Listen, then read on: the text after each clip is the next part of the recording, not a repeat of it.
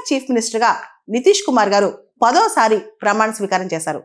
ఆయన బీహార్ కి longest serving CM. 10 సార్లు ఒక రాష్ట్రానికి సీఎం గా ప్రమాణ స్వీకారం చేయడం అంటే అది మాటలు కాదు. యాక్చువల్లీ 1980 దశకంలో లోక్ నాయక్ జయప్రకాష్ నారాయణ గారి స్ఫూర్తితో నితీష్ కుమార్ గారు రాజకీయాల్లోకి వచ్చారు. ఆ టైంలో పాట్నా యూనివర్సిటీకి చెందిన లల్లు యాదవ్, నితీష్ కుమార్ గారు మంచి మిత్రులు. ఇద్దరు కూడా స్టూడెంట్ లీడర్స్ అన్నమాట. ఇద్దరు కలిసే రాజకీయాల్లోకి వచ్చారు. ఆ తర్వాత నితీష్ కుమార్ గారికి లాలూ ప్రసాద్ యాదవ్ కి పడలేదన్నమాట.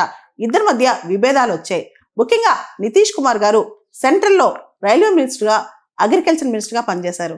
ప్రత్యేకంగా నితీష్ కుమార్ గారి గురించి చెప్పాలంటే 1999 ఆ టైంలో రైలు యాక్సిడెంట్ వెస్ట్ బెంగాల్ అయినప్పుడు దాదాపు 300 మంది చనిపోయారు. ఇమ్మీడియట్ గా మారల్ రెస్పాన్సిబిలిటీ తీసుకుని నితీష్ కుమార్ గారు కేంద్ర రైల్వే మంత్రిగా రిజైన్ చేశారు. ఆ తర్వాత మనం చూస్తే కనుక బీహార్ రాజకీయాల్లో ఆయన కీలక పాత్ర పోషించారు. వారం 10 రోజుల పాటు 2000 సంవత్సరంలో బీహార్ సీఎం అయిన పూర్తి స్థాయిలో 2005 నుంచి ఇప్పటి వరకు కూడా అనేక మార్లు బీహార్ సీఎం గా పదవి చేపట్టారు నితీష్ కుమార్ గారు. మనం కనుక గమనిస్తే లాలూ యాదవ్ ఆల్మోస్ట్ ఇద్దరు కూడా, నితీష్ కుమార్, లల్లు ప్రసాద్ ఇద్దరు కూడా ఒకటేసారి బీహార్లో రాజకీయాల్లోకి వచ్చారు. లల్లు ప్రసాద్ గారి గవర్నెన్స్ ని జంగిల్ రాజ్ అంటారు బీహార్లో. అయితే నితీష్ కుమార్ గారిని సుశాసన్ బాబు అని పిలుస్తారనమాట. ఆయన బీహార్లో చాలా రిఫార్మ్స్ తీసుకొచ్చారు. మహిళా భద్రత కావచ్చు, ఎలక్ట్రిసిటీ, పూర్తి స్థాయిలో ఎలక్ట్రిసిటీ అనేది బీహార్లో చాలా ప్లేసెస్ లో ఉండేది కాదంట, ఆయన తీసుకొచ్చారు.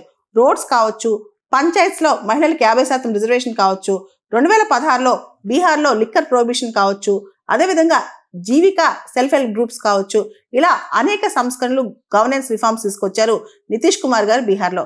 అయితే నితీష్ కుమార్ గారి పైన బీహార్లో చాలా పెద్ద విమర్శ ఉంది. నితీష్ కుమార్ గారు సుశాసన్ బాబు కాదు, పల్టూరామ్ అని చెప్పి చాలా మంది విమర్శకులు అంటూ ఉంటారనమాట.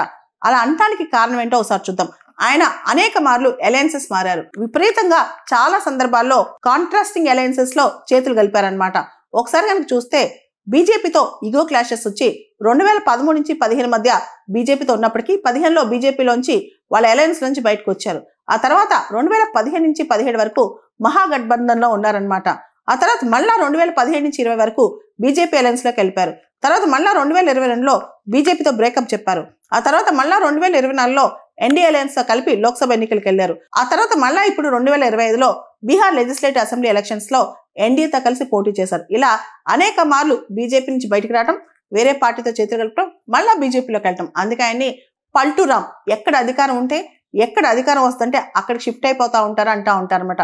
మొత్తానికి 10వ సారి మాత్రం బీహార్ సీఎం గా ఓత్ తీసుకున్నారు నితీష్ కుమార్ గారు. ఆయన బీహార్లో లాంగెస్ట్ సర్వింగ్ సీఎం అనొచ్చు. అంతేకాదు భారతదేశ రాజకీయ చదరంగంలో ఆయన వ్యూహాలను అందరూ కూడా ఆశ్చర్యపడి చూస్తూ ఉంటారు.